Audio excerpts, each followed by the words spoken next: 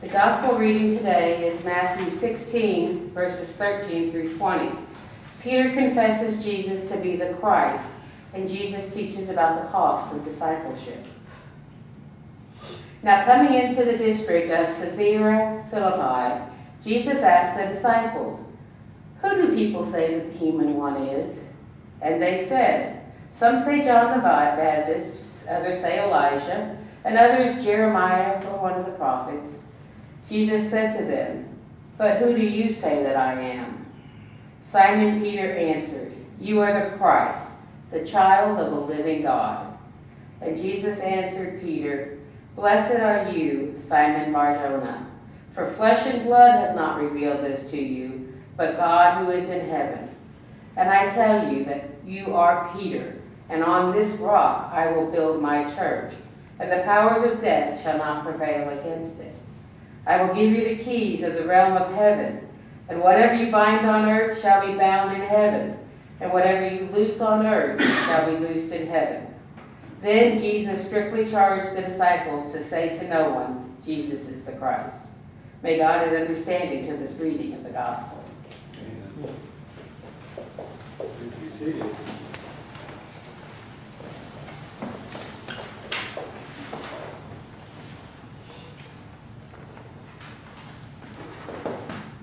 God, I come before you today as a servant. I ask that you anoint my heart and anoint my lips. Remove me from myself and let the movement of your Holy Spirit replace that. Anoint the ears of those who would hear today so that they would hear the message you have for them. Amen. Which rock is your faith built upon? There are actually three differing accounts of this same story in three of the Gospels. Matthew, as we just read, states, "You are the Christ, the Son of the living God."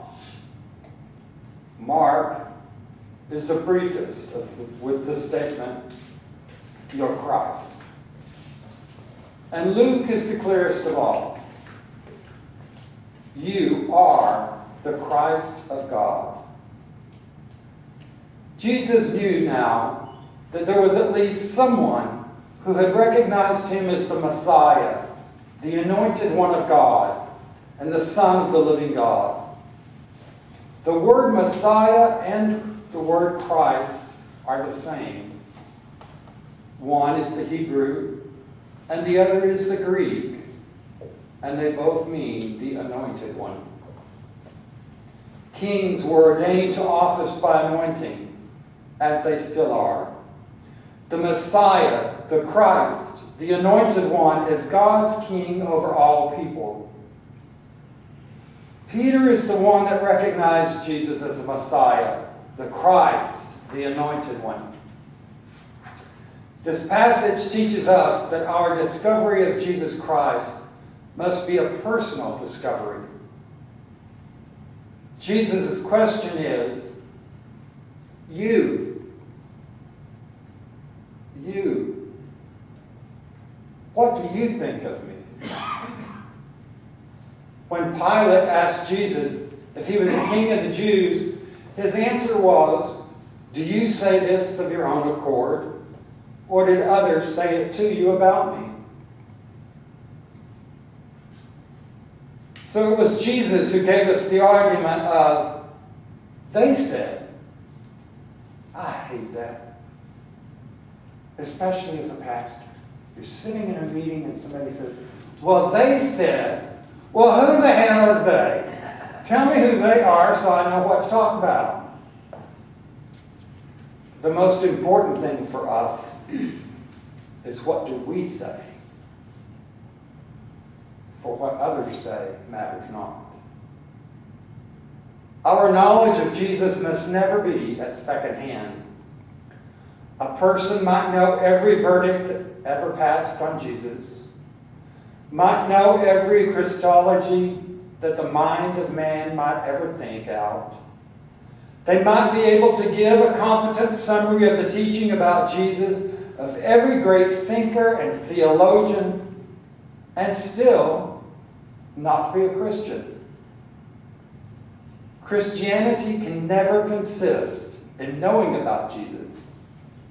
It always consists in knowing Jesus. Jesus Christ demands a personal verdict. Jesus did not ask only Peter. He asks every person. You, what do you think of me? Our relationship with Jesus must be a personal one. Each person must and will define that for themselves.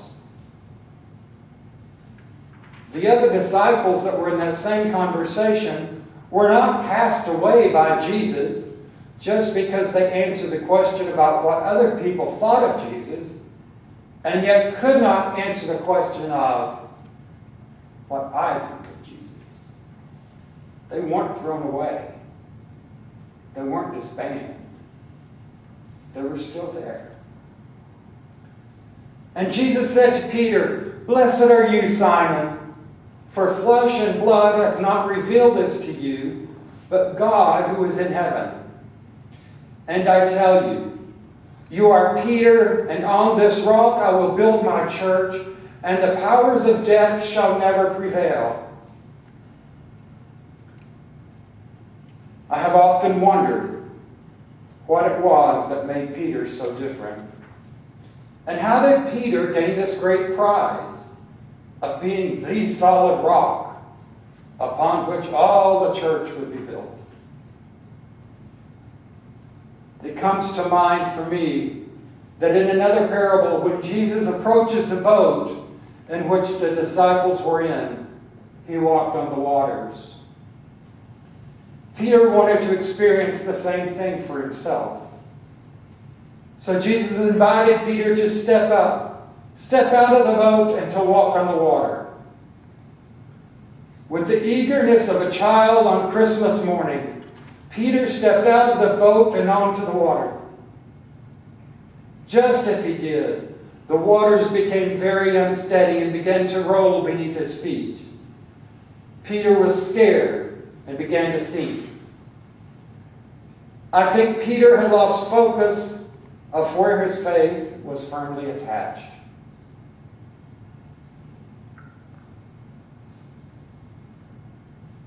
Jesus took his eyes off the personal knowledge.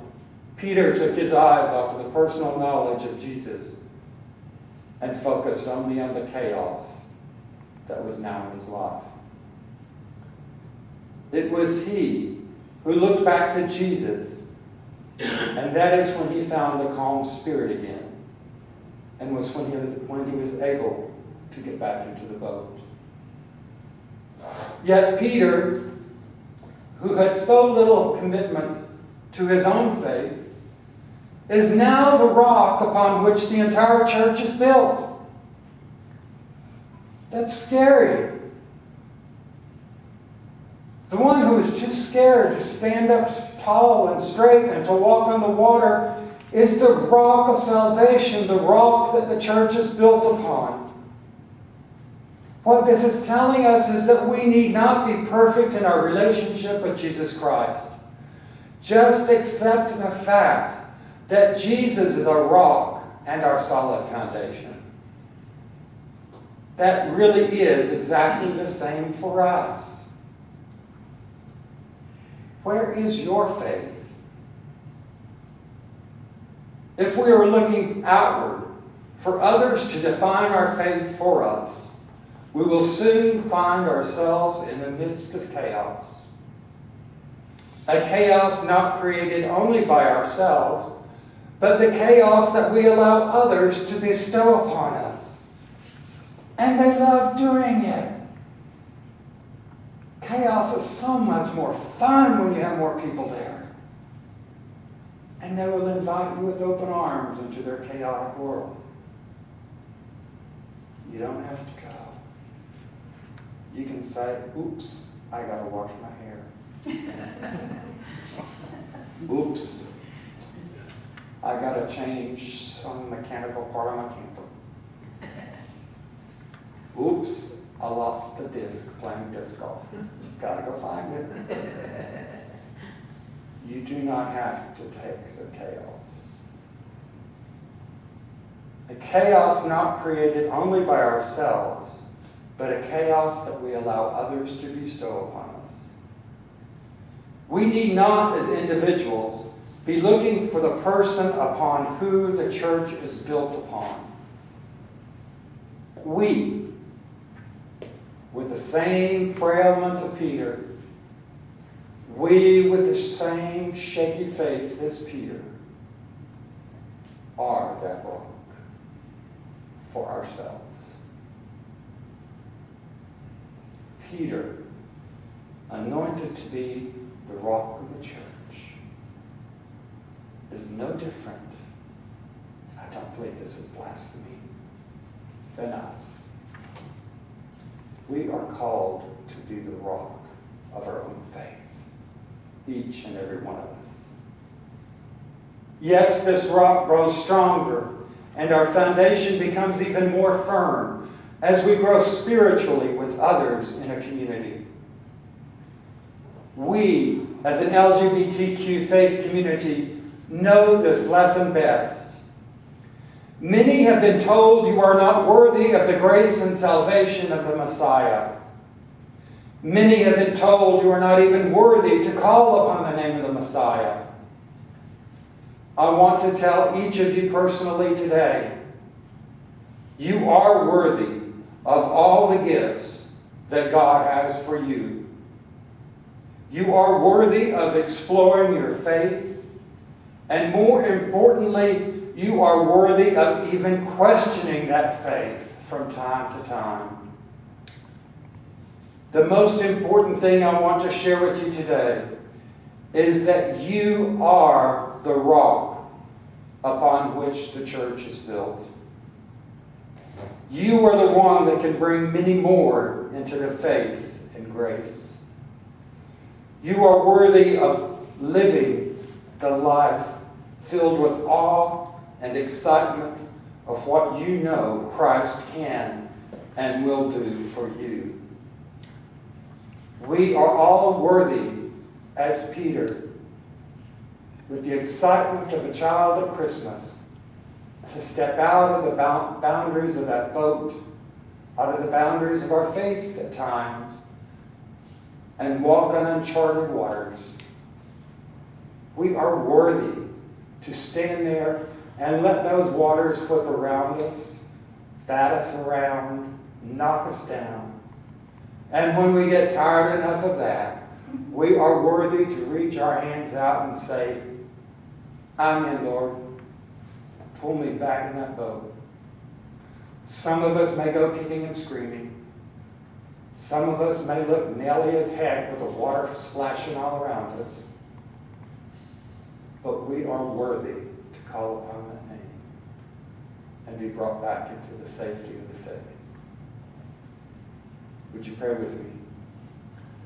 Gracious God, give us the awareness that you are the true foundation of our faith. Give us the understanding that we are the rock, as Peter, that you want to build your church upon. Give us the courage to be the ones to show all that we encounter what it is that we are made of in your image. Let us be the instrument of yours, which will allow others to see that you are the Messiah, the Christ, the Anointed One. Amen.